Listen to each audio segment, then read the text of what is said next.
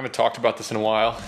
I do talk about it a lot, so you may have heard it, but there is a very important differentiator, in my opinion, from the successful business people and the ones who have a scalable, profitable, low stress, maybe even they've taken themselves out of their business. There's a big difference between those people and the business owners that we all hear about who are running around putting out fires, always stressed out, overworked, underpaid, and have basically just built themselves a job.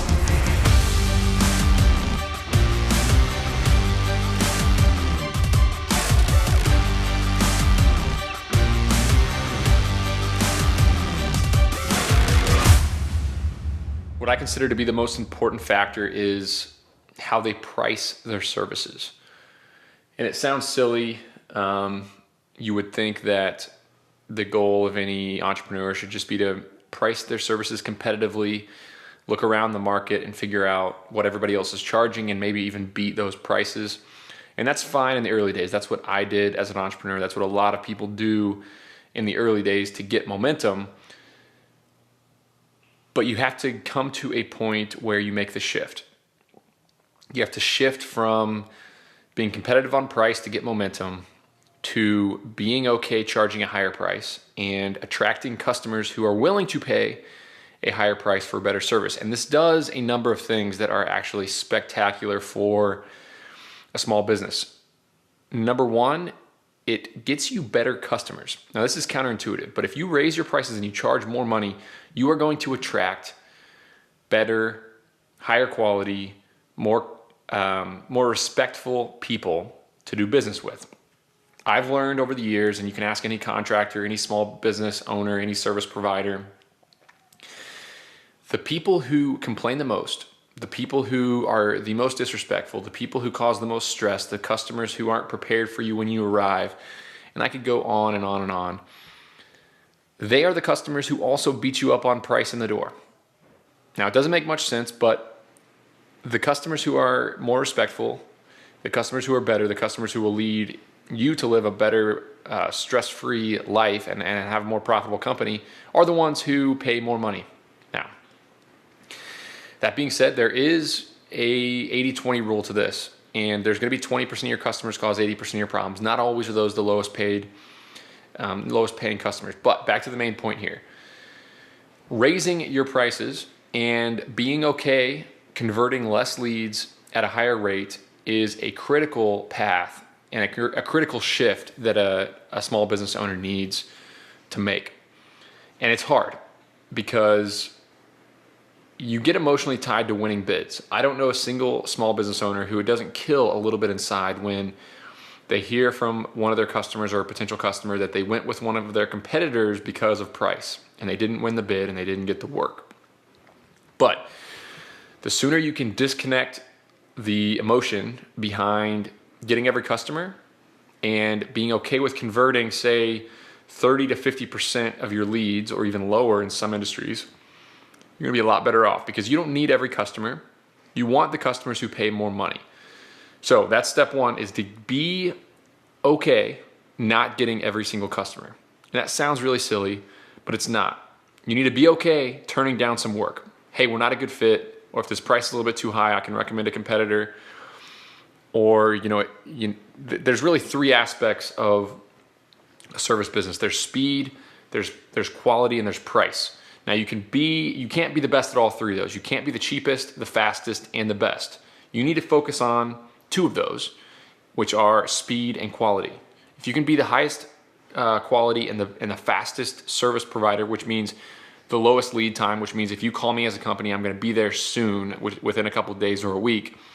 Those are the two areas where you want to thrive, not price. Because when you charge a higher price, you get better customers, and you also have more margin in there to hire in that management team and pay your employees better and invest more in your company.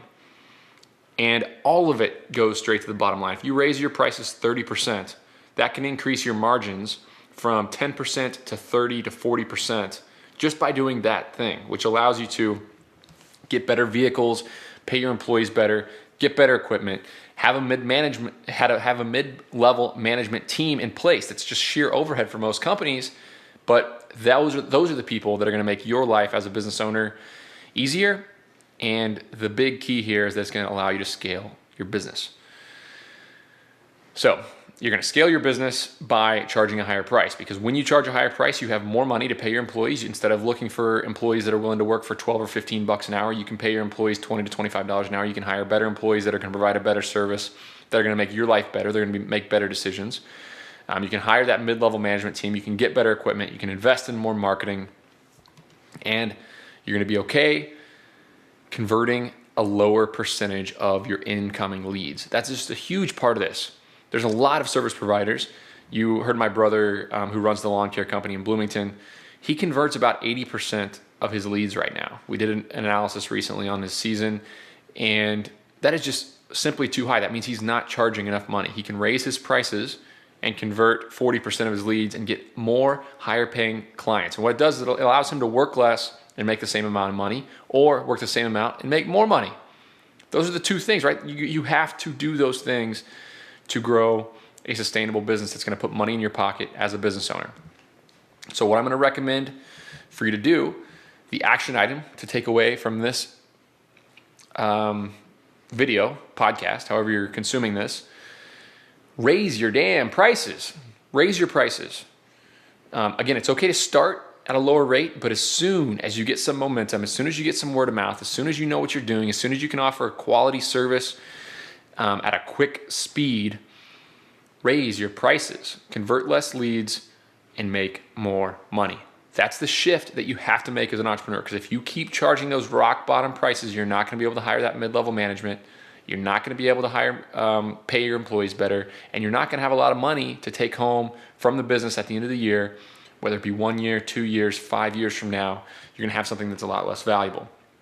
It's exactly what the big brand names do. Now let's talk about some real world examples. You look at franchises that have found a way to scale home service businesses. Almost across the board, these franchises, they answer the phone, they provide good customer service, they get quick quotes out, but guess what? They charge a lot more money than the local mom and pop operators. And that allows them to scale. That allows them to build a scalable model with enough overhead in there to pay the owner of the franchise, to pay the franchise fees of 10 or 20% of revenue, and to grow a scalable business, period. So we can take a lesson from them. I hired a lawn care guy who did not give me the lowest quote. He answered the phone.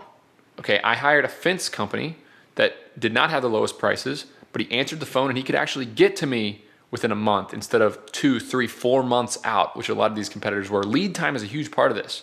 There is a significant portion of the population that want to pay more to get things done quicker. So if your lead time is 2 weeks, 3 weeks, 4 weeks all of a sudden, you know what you need to do. You need to raise your prices. Or as soon as you can't spend your time chasing new customers and you are too busy and you can't find and you're understaffed and you have an employee problem. I talk about it all the time. There's every company has one of two problems, a customer problem or an employee problem. They don't have enough customers, or they can't deliver to said customers because their operations, their employees, their management, the structure of their company doesn't allow them to. And that's where the raising the prices comes into play. If you have an employee problem, if you have a back-end problem where you can't deliver quick enough, you have too much work, you can't answer the phone, you're providing crappy customer service. My brother's lawn care company, about the end of May, the beginning of June, his schedules are full, he can't accept new clients, and he stops answering the phone. That is not the way to do it. Always answer the phone, always provide quick turnaround quotes, and always be able to get on the job within a week. And as soon as you can't do any of those things, raise your prices. Okay, so you have the opportunity. As soon as you get a little bit overwhelmed, you can hire more people or you can raise your prices. I like doing both, honestly, because these home service businesses, so many small, sweaty startups that are undersupplied. There's not enough small business owners out there. There's not enough people who are interested in this kind of stuff. Way too many of them don't have the knowledge or the wherewithal or the courage to raise their prices, so they get well behind on delivering the service, on quoting the service, and they're leaving money on the table every single day. So take it for what it's worth. But my advice to you is going to be to find a way to raise your prices if you want to build a valuable, scalable company that's going to put long-term wealth in your pocket.